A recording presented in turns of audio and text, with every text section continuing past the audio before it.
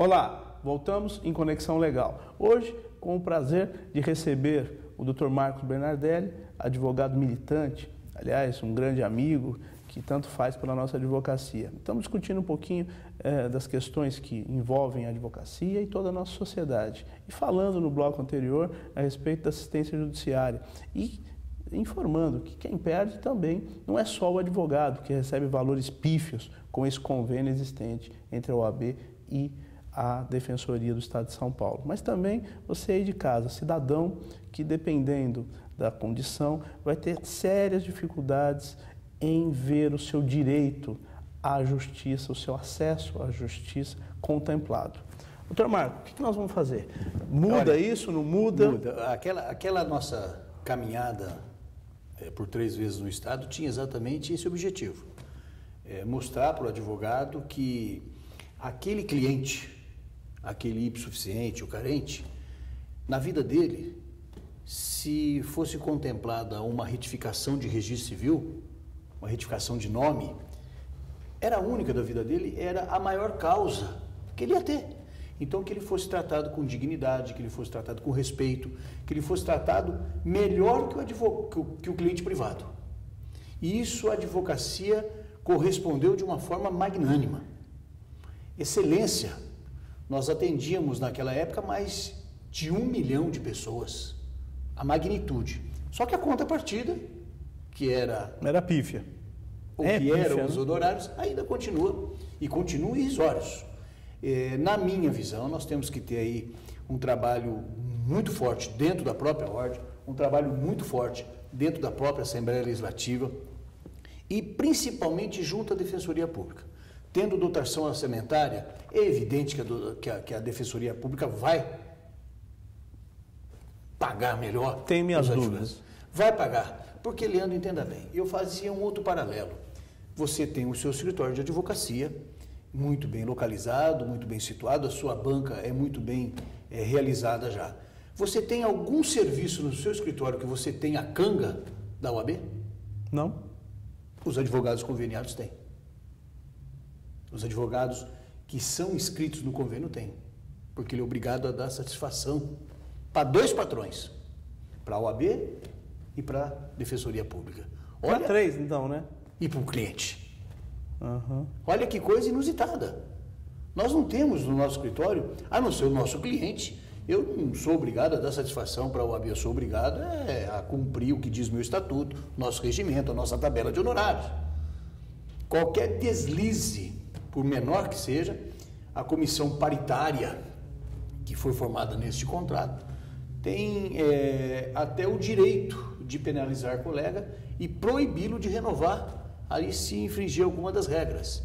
E quando lá chegamos, em 2004, era uma aberração, porque a informação logo na primeira reunião é que os julgamentos eram realizados no simples relatório apresentado em cada procedimento. Não se examinava nem os processos ficavam numa caixa em outro departamento, em outra sala. Era um absurdo. Maravilha. Pior que o regime de exceção. Isso a advocacia cansou de escutar naquele momento. Era uma inquisição. Melhoramos e muito. Eu digo para você que nós melhoramos e muito. Foi uma guerra. Eu me recordo que em Bebedouro, se eu não me engano, Orlândia, numa reunião estadual da advocacia, o presidente da OAB de então, pelos serviços, que era uma comissão formada por excelentes colaboradores, o conselheiro Inácio de Campinas, o conselheiro Valdomiro Pisanelli de Itápolis, e o presidente nos elegeu como o advogado dos advogados conveniados. Porque o nosso embate, à época com a Procuradoria, evidente, era para o melhor serviço, mas também que a advocacia tinha que ser respeitada. A Procuradoria tinha a sua parcela de responsabilidade no contrato, mas a outra parcela destinada a fiscalizar, a defender os direitos dos advogados, caberia, como cabe até hoje, à OAB. Ficou tudo isso, pelo menos, resolvido. O passo era, junto à Defensoria Pública, tentarmos seguir à frente e começar com o reajuste. E não conseguimos. Falta agora vontade. Mas por todo aquele embate, eu acho muito difícil. Por isso que eu digo que a Defensoria Pública vai fazer o que for possível para tirar a exclusividade da OAB. O que eu lamento E é um outro lado, mas é o outro lado da moeda, você já imaginou? Mas isso também só vai acontecer por um enfraquecimento da nossa ordem. Mas e se o Supremo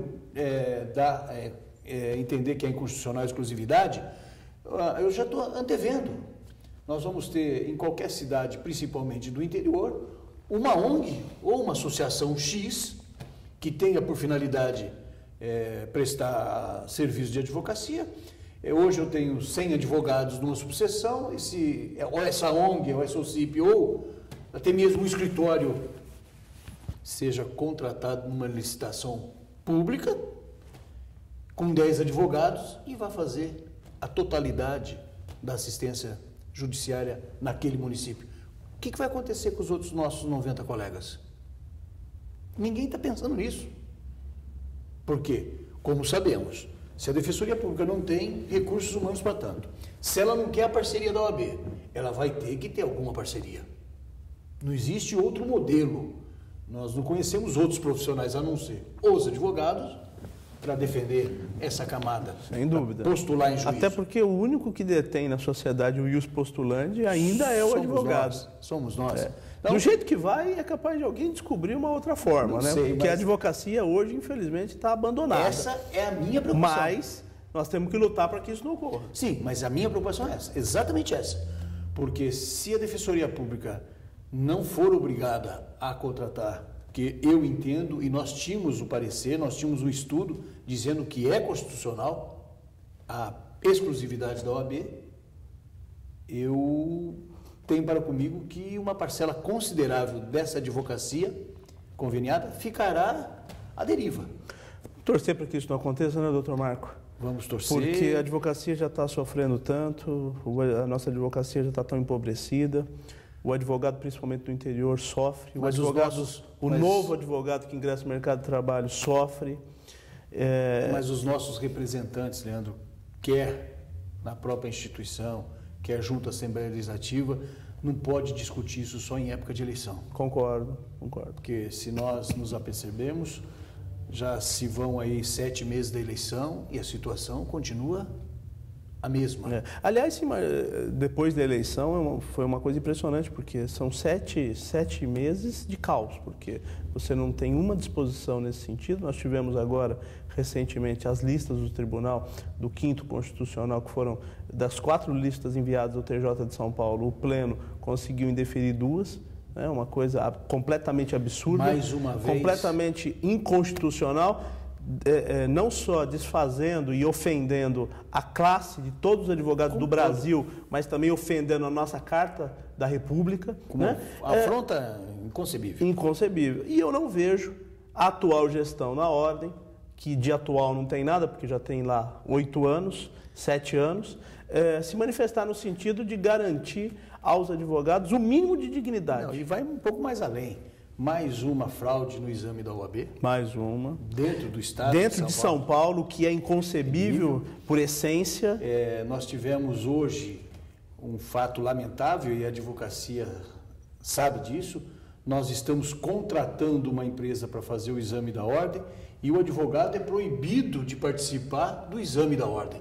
Isso é ofensivo. Fizeram um adendo, um aditamento no contrato que agora a advocacia pode fiscalizar a empresa contratada. Mas eu contrato para fiscalizar? É um absurdo. São situações que nós estamos, assim, realmente arrepiados. Sim. Quer dizer, eu contrato uma empresa para fiscalizá-la. É um absurdo. Doutor Marco, infelizmente o nosso tempo acabou. Gostaria de agradecer por ter vindo ao nosso instituto, ter dado essa aula aí sobre o que acontece na nossa querida classe. Leandro, a satisfação é toda minha, você sabe o carinho que eu tenho por você e evidentemente que nós torcemos por dias melhores. Verdade. Quiçá com o término da greve que já vai para 60 dias e nós estamos passando. É outro problema. Você aí de casa, obrigado por ter estado em Conexão Legal. Se você quiser mais informações sobre esse programa, acesse lá o nosso site, idc.org.br. Dê sua sugestão de pauta, mande-nos um e-mail e concorra também aos livros dos entrevistados aqui no nosso programa. Não se esqueça, marque aí na sua agenda. 30 de agosto você tem um compromisso com o nosso fórum aqui em São Paulo. Ingresse no nosso site e faça a sua inscrição. Até a próxima semana em Conexão Legal.